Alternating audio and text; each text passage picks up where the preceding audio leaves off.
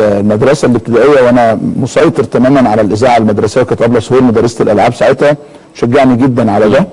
وبعدين لما دخلت الاعدادي ربنا اكرمني بالله يرحمه الاستاذ احمد حسين، فهو لقطني كرياضي وكاعلامي في نفس الوقت، فبدات اقدم نشره الاخبار من سنه اولى اعدادي على المدرسه، وبدات اخترع بقى اخبار ومواضيع وتشويق وقصص والامر نفسه استمر معايا في الثانوي العام. انا مثلا انا فاكر ليا حوار اول ما لعبت كان في الكوره والملاعب، عندي الحاجات دي سنه 84، فقال لي انا لسه ببدا كوره، ففاجئني المذيع كان يمكن الزميل خالد العشري مش فاكر، فقال لي انت هتشتغل ايه بعد ما تبطل يعني؟ قلت له هشتغل اعلامي. مع ان في الوقت ده كابتن احمد يعني ما كانش حد بيفكر في الفكره دي. ابراهيم انا بكتب تقريبا من سنه 89.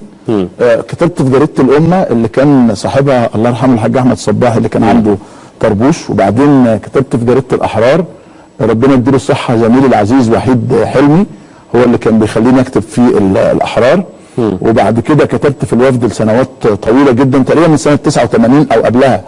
وكنت مراسل جريده الوحده الاماراتيه من مصر وانا بلعب كوره من بدري، وكان معايا الزميل مصطفى جويلي، وكنت عاشق قوي حته الاعلام، يعني كنت حاببها بشكل يخض شويه فتمرست فيها. يعني انا لما اجي مثلا اقول لك اضحكك على اول مباراه علقت عليها رسمي، غير كانت في دوره منتخبنا الوطني في كوستاريكا في المغرب كنا بنلعب كوستاريكا، لكن المباراه الرسميه الاولى كنت انا كابتن النادي الاهلي، وجه محمد رمضان كان مدير الكوره وقرر انه يعمل تجربه كده زي اوروبا انه يشيل اللعيبه الاساسيين ويلعب باللعيبه الاحتياطيين، وانا كنت اعتمدت الله يرحمها محسن اليها استاذه نجوى ابو النجا اعتمدتني كمعلق في الاذاعه. فلقيت الاهلي والاسماعيلي فرحت لها قلت لها انا عايز اعلق على المباراه دي. قالت لي امشي امشي امشي امشي. قلت لها ليه بس يا مدام نجوى؟ قالت لي كابتن النادي الاهلي يعلق على ماتش النادي الاهلي ومع الاسماعيلي وفي استاد القاهره. تمام. قلت لها طب جربيني. طيب هستاذن بس اتوقف مع حضرتك ونرجع نستكمل المشوار الاعلامي، بس معانا مكالمه انا بعتز بيها لانه صديق عزيز ونجم كبير جدا جدا جدا، كابتن احمد حسام ميدو. كابتن احمد بنرحب بيك والف مبروك على الفوز النهارده. الله يبارك فيك يا ابراهيم. على فكره يعني انا عايز اقول لكابتن شوبير ان انا اللي طلبت ان انا اعمل المداخله عشان الحقيقه مستمتع بيكم يعني. لا والله ميدو انا اللي بستمتع بيك لانك كمان نموذج محترم كمدرب، مدرب جميل انت وانا واثق في نجاحك سونر اور ليتر زي ما بيقولوا يعني، لكنه هتنجح لانه انت عندك اصرار وعندك رساله وانا عارف اللي في دماغك وان شاء الله هتوصل له يا ميدو باذن الله، وانا شرف ليا انك تطلب تعمل مداخله يا ميدو بجد.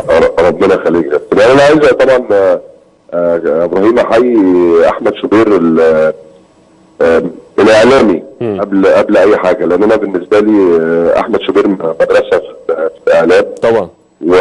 والحقيقه يعني مهما ناس طلعت ونزلت وناس اشتغلت وناس بطلت شغل ومين بيشتغل فين وايه اللي حصل، انا دايما بقول ان احمد شوبير مدرسه في الاعلام، وشوبير هو الاعلام الرياضي في مصر الاول. وبقول ده فعلا لان ده يعني اقتناعا مني بالكلام ده. وطبعا كابتن شوبير يعني عارف ان انا يعني للاسف ما بعرفش اجامل حد ولكن ده فعلا ايمانا مني ان انا ادور على التلفزيون، انا ادور على القناه اللي شغال فيها شوبير عشان اتفرج عليه، عشان اتفرج على الاعلام اللي بيقدمه. قد نتفق ونختلف في حاجات تمام، ولكن دايما دي بالنسبه لي النقطه الرئيسيه. كابتن احمد حسام ميدو احنا بنشكرك. انا بشكرك شكرا جزيلا. انا بشكرك تقول ونفسي الحقيقه قبل ما ميدو يقفل يعني معانا كابتن احمد. ايوه نفسي يعني الناس تبص لمدرب زي ميدو النظره اللي يستحقها، لانه ميدو كرييتيف وميدو كل شويه بيفكر وميدو عايز يعمل الجديد وبيغلط وبيتكعبل، ده طبيعي جدا زي ما احنا كلنا بنغلط وبنتكعبل يعني صحيح، بس في جديد وفي فكر وفي رؤيه وده امر جميل. وبعدين هو كمان ميدو عنده ميزه ما بيتوقفش عند تجربه لم ينجح فيها، لا بالعكس بيعديها وبيتجاوزها يعني. بس انا الحقيقه نفسي انه يستمر شويه مع وادي دجله، لانه ميدو لو خد مشوار 3 سنوات مع نادي واحد انا يعني متاكد ان ميدو بعد كده هيروح على مرحله من الحاجات المشتركه ما بين حضرتك وما بين كابتن احمد حسام ميدو، حتى من الاجزاء اللي كنت لما شرفنا هنا في البرنامج اتكلمنا فيها، الشخصيه، فكره الشخصيه المختلفه والقدره المستمره على تطوير النفس وتطوير مساحه الثقافه والمعرفه اللي موجوده عند الشخص، ودي حاجه تفرق جدا ولازم الناس تستفيد منها. يعني ما عادش يندب بعد ما بطل كوره بدري وكان لسه لاعب لحد دلوقتي، هو فكر ازاي يطور نفسه يبقى محلل رائع وبقى مدرب رائع كمان. كابتن ميدو مش هينفع تكون موجود معانا وما اسالكش عن الزمالك. توقعاتك ايه لإناسيو ورايك ايه وتعليقك ايه على مداخله شيكابالا ومداخله ابراهيم صلاح مع كابتن احمد شوبير؟ يعني الحقيقه يعني المداخله كنت اتمنى ان هي ما تتمش. فاهم وجهه نظر كابتن شوبير ان هو اعلاميا لازم ان هو يبقى حريص ان هي تتم، لكن انا كزملكاوي كنت اتمنى ان ما اشوفش ابدا لعيب بيهاجم مدرب سابق في الاعلام في بيتنا في نادي الزمالك، ولكنها حصلت وانا عارف ترتيباتها كانت ازاي. لكن يعني اتمنى ان الناس ما تقفش عندها، واتمنى ان نادي الزمالك كله مجلس الاداره يدعم المدير الفني الجديد، وراجل محترم وعنده سي في قوي وراجل عنده خبرات كبيره، وعارف ان شاء الله مجلس الاداره هيقف جنبه ويدعمه باذن الله. ان هو يعني خلينا نقول ان انا اتفق مع كابتن شوبير وكنت اتفرج عليكم، الدوري راح يعني الدوري ما فيش خلاص، الزمالك مش هينافس المباشر مع الاهلي حتى على الدوري، يعني المقصه هو الاقرب. خلينا نقول ان اهداف الزمالك الرئيسيه دلوقتي ان هو يكمل في افريقيا كويس، وان هو يحاول ان هو يحصل على المركز الثاني، ان هو يحاول ان هو يشارك في بطوله افريقيا ابطال الدوري تمام السنه الجايه، وده هدف واقعي. يعني ما ينفعش النهارده مجلس اداره الزمالك ونادي الزمالك يحط للفريق اهداف غير واقعيه. صحيح. النهارده خلاص الزمالك خسر الدوري. الزمالك مين السبب مش مين السبب، لكن خلاص احنا وصلنا لمرحله الزمالك. فالنهارده المركز الثاني والتاهل لبطوله افريقيا ابطال الدوري، انا في رايي ان ده هيبقى هدف واقعي، وان الزمالك يكمل بشكل كويس في كاس مصر ويكمل كويس في بطوله افريقيا ابطال الدوري في دور المجموعات. دي تعتبر الاهداف الرئيسيه. فما ينفعش النهارده ان المدير الفني الجديد يجي يلخبط في مباراه في الدوري فالناس تبتدي تهاجمه، ويبتدي ان هو النهارده ان الناس تطالب برحيل والناس تقول لا ده هو مش كويس. لا، لازم الراجل ياخد فرصه كافيه للعمل ومساحه كافيه ان هو الراجل ان هو يقدر ان هو يبدع، وان هو يقدر يقنع اللعيبه، وان هو يقدر يقنع اللعيبه بفلسفته، وده محتاج وقت كافي. ويكون المحاسبه الحقيقيه بالنسبه له في بطوله افريقيا ابطال الدوري اللي هو عنده وقت ان هو يحضر نفسه بشكل جيد. تمام. كابتن احمد حسام ميدو نجمنا الكبير والمدير الفني الحالي للفريق، ونجمنا كل الشكر ليك على المداخله الهاتفيه اللي دايما بنعتز بيها وبنعتز بوجودك معانا سواء على الهاتف او في استوديو حصاد الاسبوع. كابتن احمد، نرجع للمشوار الاعلامي.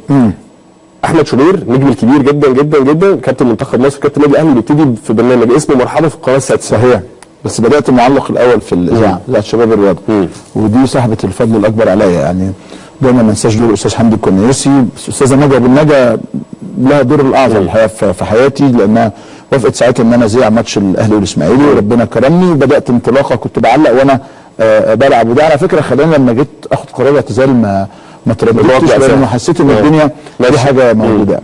مرحبا الحقيقه كان تجربه جميله، لان ما كنتش متخيل ان انا هبقى مذيع تلفزيوني بسرعه كده.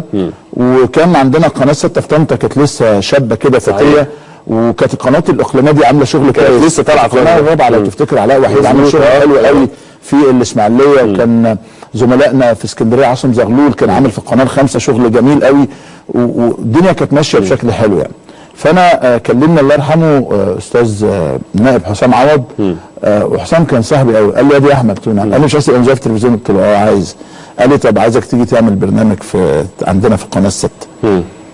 عجبتني، استهوتني الفكره، بس لما رحت الحقيقه ما حدش واخد باله ان البرنامج ده كان برنامج مسابقات. يعني فرقتين قاعدين قدام بعض، ناس بتغني وناس بتقلد وناس بتعمل ونجيب حكام و انا عارف اللي قاعد يتسحب كده بالراحه بس شويه انا عارف انا رايح فين، وعارف انا جاي منين. كان الله يرحمه الاستاذ يوسف الميهي كان رئيس القناه ساعتها يعني. فبدانا نتسحب واحده بواحده لحد ما ربيت مشاهد وعودت المشاهد انه يجي. اظن كان الساعه 10 كان معاه مخرج اسمه محمد البرماوي، صديق عزيز يعني بحييه من هنا.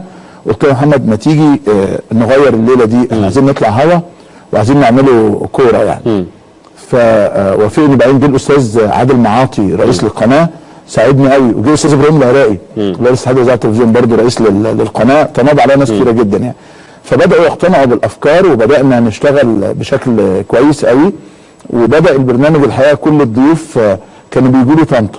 يعني انا فاكر خدت كابتن خطيب، خدت المهندس مصطفى فهمي، خدت مهندس هنا بريده، خدت نجوم الاهلي كلهم، خدت نجوم الزمالك كلهم، خدت ابطال الميداليه البرونزيه في كاس العالم. يعني الحقيقه كلهم بداوا يجوا، فربنا زبون زي ما بيقولوا، وانا خدت خبره. بس انا بضحكك الحقيقه كانت مراتي دي لها فضل كبير جدا جدا عليا في حياتي الحقيقه. طبعا لا انا بتكلم بمنتهى الامانه، يعني لها دور وفضل يعني، ولازم اللي ما يشكرش الناس ما يشكرش الله، فما بالك لما تكون زوجتك يعني. وانا غلبتها وعذبتها يعني.